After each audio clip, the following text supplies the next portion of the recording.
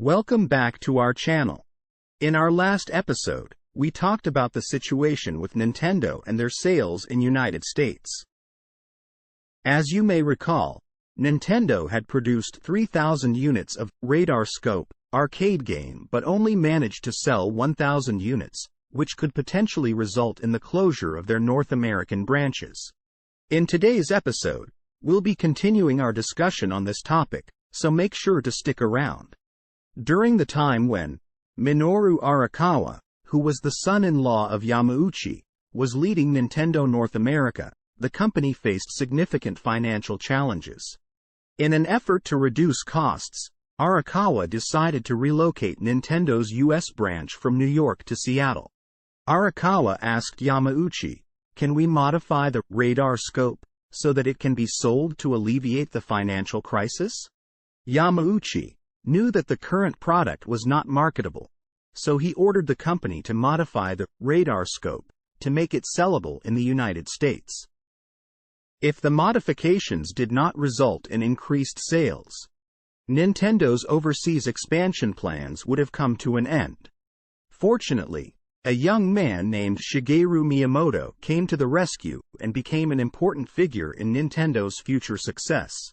Miyamoto was born in Funai County, Kyoto Prefecture, and graduated from the Industrial Design Department at Kanazawa College of Art. After struggling to find a job following his graduation in 1977, Miyamoto's father asked his friend Yamauchi to hire his son. However, at the time, Nintendo was primarily focused on hardware development for video game consoles and did not have any job openings for Miyamoto.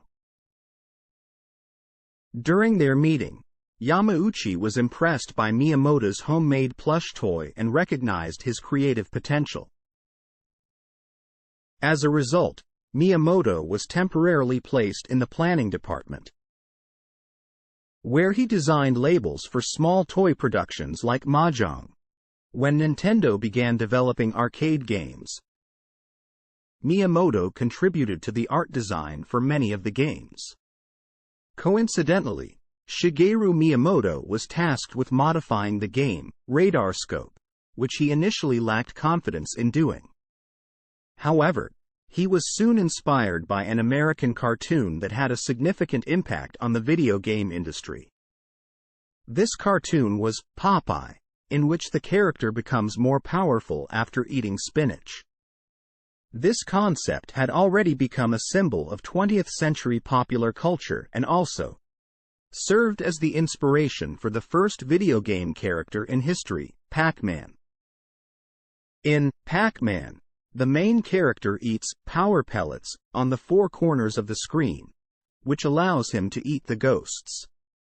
The impact of Popeye on Nintendo's development was significant, as the company had initially tried to purchase the franchise for the creation of a video game, although this effort ultimately failed.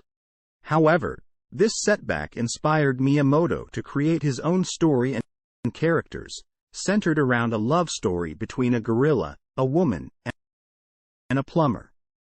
This story was similar to that of Popeye, and also paid tribute to the famous movie, King Kong, leading Miyamoto to name the game, Donkey Kong. With authorization from Yamauchi and under Yokoi's supervision and guidance, Miyamoto was able to create this groundbreaking game in a very short amount of time. Initially, Donkey Kong was delivered from Kyoto Nintendo's mother company to America Seattle's warehouse, where it caused chaos. The business manager was confused by the name, Donkey Kong, assuming that Yamauchi had lost his mind. Since they did not understand the meaning behind the name and saw no heroism in it, upon playing the trial version, they believed the game was merely a childish cartoon and not cool. During the time of Donkey Kong's release, the standard for video games was to make the players become heroes who would save the world, not to tell stories with children's characters. As a result, Nintendo's American branches were initially hesitant about the game, with no one able to save it except for Yamauchi, who believed in the game and told his employees that it was good. However, the American employees insisted on renaming the characters, resulting in the woman's name being changed to Pauline, and the main character, Jumpman, being changed to Mario. This name would go on to create a groundbreaking series in the future. When Donkey Kong debuted in front of audiences, it caused a shock similar to that of Atari's Pong 10 years prior. With the release of many shooters and maze games, Donkey Kong satisfied a potential experience demand that Miyamoto called the run, jump, climb game experience. After its release in the American market on July 31, 1981, Donkey Kong sold approximately 60,000 units by the end of the year, making Nintendo's American branches the most profitable subsidiary after having been on the brink of bankruptcy. Although every American knew Donkey Kong at the time, they still didn't know much about Nintendo. As a result, Nintendo's American branch employees would introduce themselves to customers by saying, "I come from the company that created Donkey Kong." The video game market, which was originally dominated by the United States, had shifted to being dominated by Japan. At that time, the three most popular games were from Japan: Taito's Space Invader, Namco's Pac-Man, and Nintendo's Donkey Kong.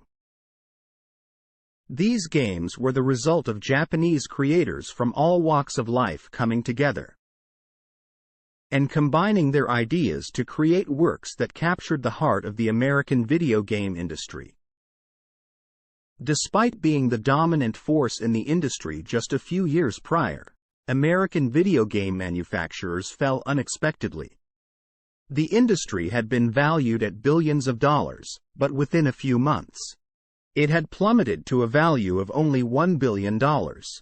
This was due in large part to Atari, which had invested in a movie adaptation game in 1982, based on the greatest science fiction movie in history, which had received 9 Oscar nominations and 4 awards. Everyone knew this movie, but Atari's game based on it, E.T., became one of the worst games in history, earning this title from many people. Atari never fully recovered from the failure of the E.T. game, and their competitors began to feel panicked, stepping down from the video game industry one by one. As a result, in the foreseeable future, no American company would create home video game consoles. As previously mentioned, Yamauchi had hired a few engineers from Sharp to create the color TV game series consoles. These engineers became part of Nintendo's development department too, with one of these engineers, Masayuki Uemura, eventually becoming the director of the department too. He led the team to develop Radar Scope, and Miyamoto worked in Nintendo's development department too alongside him for a few years. This director was an important figure in changing the destiny of Nintendo.